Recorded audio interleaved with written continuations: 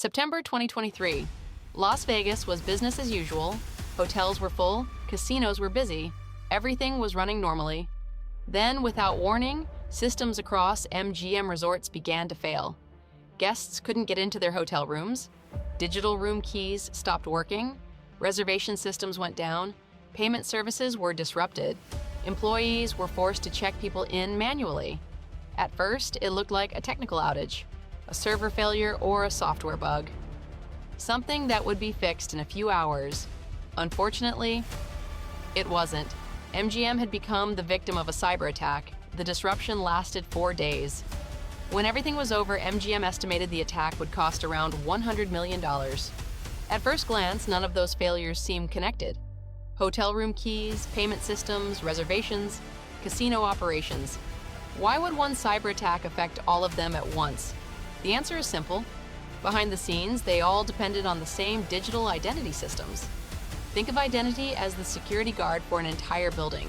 Every employee, every application, every service has to ask permission before it can do anything.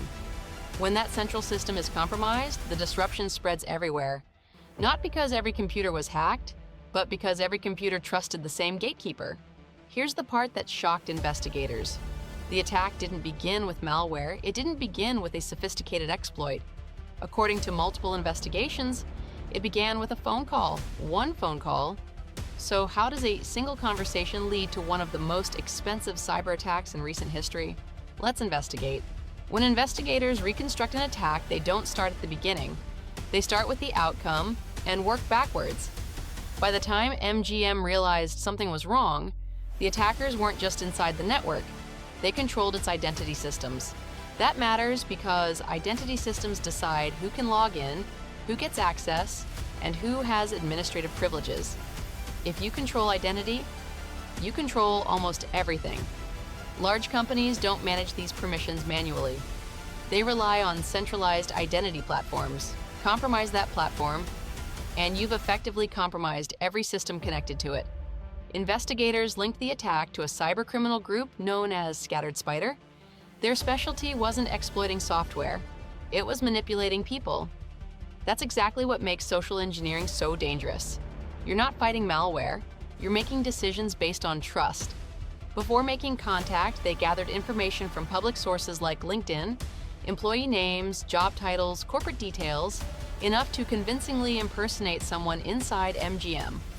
You might wonder, why LinkedIn? Because attackers don't need your password if they know enough about you. A job title, a department, who your manager is, how long you've worked there. Sometimes that's enough to sound completely legitimate during a phone call. Information we willingly publish online can become ammunition during a social engineering attack. Then they called the company's IT help desk. Pretending to be a high-level employee, they convinced support staff to reset that employee's multi-factor authentication. That single decision gave them access to an Okta Super Administrator account. Most people assume multi-factor authentication makes an account impossible to compromise. Usually, that's true. But MFA only works if the person requesting access is really the account owner. If an attacker convinces the help desk to reset those authentication factors, they're no longer bypassing MFA. They're replacing it. The security system didn't fail. The recovery process did. Imagine being handed the master key to every office in a skyscraper. That's essentially what happened. So what exactly is Okta? Think of it as the front desk for an entire company. Instead of employees remembering separate passwords for dozens of applications, they sign in once. Okta then verifies who they are and grants access to everything they're allowed to use. Now imagine controlling that front desk. You don't need to break into every office. People simply walk through the doors you've already unlocked. Professional attackers rarely assume they'll remain unnoticed forever. That's why persistence is so important. Persistence simply means creating a way back in. Even if passwords are changed or accounts are disabled, the attacker still has another trusted route into the environment. According to investigators, that's exactly what Inbound Federation provided. Not a second attack, a second doorway. According to security reports, they created an additional identity provider using a legitimate Okta feature called Inbound Federation. The feature was designed to connect trusted identity systems. Instead, it became a backdoor. Even after MGM began responding to the attack, The attackers reportedly maintained administrative access. They also expanded into MGM's Microsoft Azure environment, giving them even greater control over the company's infrastructure. The phone call got them in, but privileged access kept them there. Once the attackers controlled MGM's identity systems, the rest of the attack became much easier. The attack chain was surprisingly simple. What's fascinating about this attack is that no single step looks extraordinary. Researching LinkedIn isn't illegal. Calling a help desk isn't suspicious. Resetting multi-factor authentication is part of the help desk's job. Configuring identity services is something administrators do every day. Each action appears harmless on its own, but when you connect them together, they become one of the most expensive cyber attacks in the hospitality industry. Research the target, impersonate an employee, call the help desk, reset multi-factor authentication, gain administrator access, create persistence, expand into cloud systems, disrupt operations. Scattered Spider later claimed to have stolen 6 terabytes of data.